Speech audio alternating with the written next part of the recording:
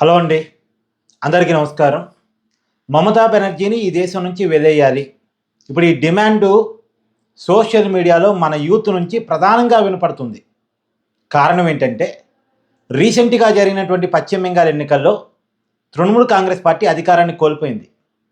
మమతా బెనర్జీ అధికారాన్ని కోల్పోయారు.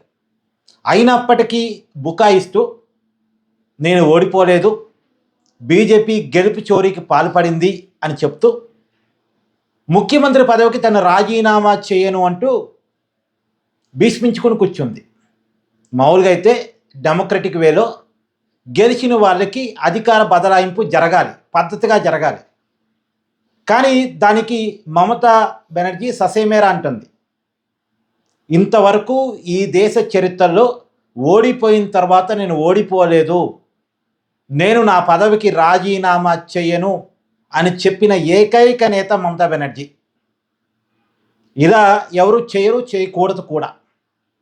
ఇప్పుడు గెలుపు చోరీ అని మమతా బెనర్జీ అంటున్నారు. 2011లో మమతా బెనర్జీ సీఎం అయ్యారు, టీఎంసీ అధికారంలోకి రావటం వల్ల. 2016లో సెకండ్ టైం, 2021 థర్డ్ టైం. ఈ 3 సార్లు మమతా బెనర్జీ గెలుపు చోరీకి పాల్పడే అధికారాన్ని సంపాదించారా? అంటే తను గెలిస్తే ఒక తీరి, ఓడిపోతే మరొక తీరినా? గెలుపోవటంలో రాజకీయాలు సహజం, స్పోర్టీగా తీసుకోవాలి. అందుకు భిన్నంగా ప్రజాస్వామ్య విలువలకు విరుద్ధంగా ఇలా మమతా బెనర్జీ ప్రవర్తిస్తున్న తీరు. సరే, మమతా బెనర్జీ రాజీనామా చేయకపోయినా సరే ఉన్న ప్రభుత్వాన్ని రద్దు చేసే అధికారం గవర్నర్కు ఉంటుంది. ఆమెను ముఖ్యమంత్రి పదవి నుంచి బర్తరఫ్ చేసే అధికారం ఉంటుంది.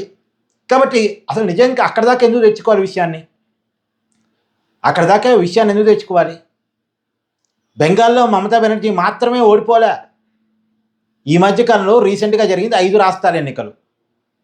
5 రాష్ట్రాల్లో 3 రాష్ట్రాల్లో ప్రభుత్వాలు మారాయి. తమిళనాడులో టీవీకే పార్టీ గెలిచింది.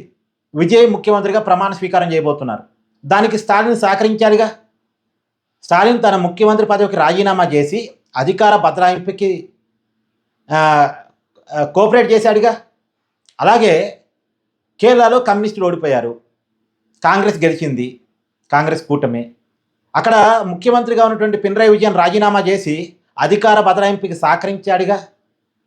ఒక్క మమతా బెనర్జీ గోలేంటి? అసలు నిజానికి మమతా బెనర్జీ ముఖ్యమంత్రి పదవిని కోల్పోవటం మాత్రమే కాదు, ఎమ్మెల్యేగా కూడా ఓడిపోయారు.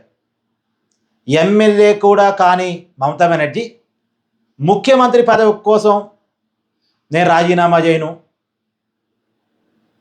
ఇక్కడే కీలకమైన విషయం యూత్ మాట్లాడుతుంది ఏంటంటే, ఈ దేశ ప్రజాస్వామ్యక విలువల పట్ల మమతా బెనర్జీకి విలువ లేదు కాబట్టి, ఇది మన దేశంలో కాబట్టి చెల్లుబాటు అవుతుంది. అదే పక్కనే ఉన్న బంగ్లాదేశ్, పాకిస్తాన్ అయితే రాళ్ళిచ్చి కొడతారు జనాలు. ఓడిపోయినా నేను సీట్లోనే కూర్చుంటాను, బయటికి రాను అంటే రాళ్ళిచ్చి కొడతారు. అక్కడ దేశ సైన్యం అరెస్ట్ చేసి లోపల పడేసిద్ది.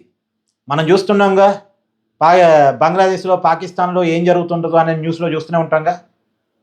ఇప్పుడు మైండ్ సెట్ రాచరికం మైండ్ సెట్ కాబట్టి, ఈ రాచరికం ఉన్న దేశాల్లో ఆమెను పంపిస్తే ఎలా ఉంటుంది? ఎందుకంటే రాజులాగా ఆమె ఫీల్ అవుతుంది, అధికారం నాకు శాశ్వతం ఆమె ఫీల్ అవుతుంది. లైఫ్ లాంగ్ బెంగాల్ నాది, ఆమెకు ఎవరో రాసిచ్చారు బెంగాల్ని అన్నట్టుగా ఆమె ఫీల్ అవుతుంది. కాబట్టి ఆమెను ఏదన్నా ఒక రాచరికపు దేశానికి పంపిస్తే బాగుంటుంది.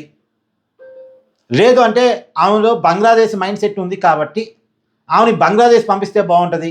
చాలామంది బంగ్లాదేశ్ చొరబాటుదారిని ఆమె ఎంకరేజ్ చేశారనేటువంటి ఆరోపణలు ఆమె మీద ఉన్నాయి కాబట్టి ఆమెను బంగ్లాదేశ్ పంపిస్తే బాగుంటుంది. ఇలా పలు డిమాండ్లు యువత నుంచి వినపడుతున్నాయి సోషల్ మీడియాలో. దీని మీద మీరేమంటారో కూడా కామెంట్ చేయండి. ఎందుకంటే ఈ దేశ రాజకీయాల్లో ప్రజలు ఫైనల్, ప్రజాస్వామిక వ్యవస్థలో ప్రజలే ఫైనల్. ప్రజలు ఒకసారి అధికారాన్ని తిరస్కరించిన తర్వాత ప్రజలు ఇచ్చినటువంటి తీర్పుని నిరసిస్తూ, ఖండిస్తూ, వ్యతిరేకిస్తూ నేను నా ముఖ్యమంత్రి పదవికి రాజీనామా చేయను అని మొండిగా, గుడ్డిగా చెప్పేటువంటి ఇలాంటి వ్యక్తులు నాయకులుగా మనకు అవసరమా? మీ అభిప్రాయం కామెంట్ చేయండి.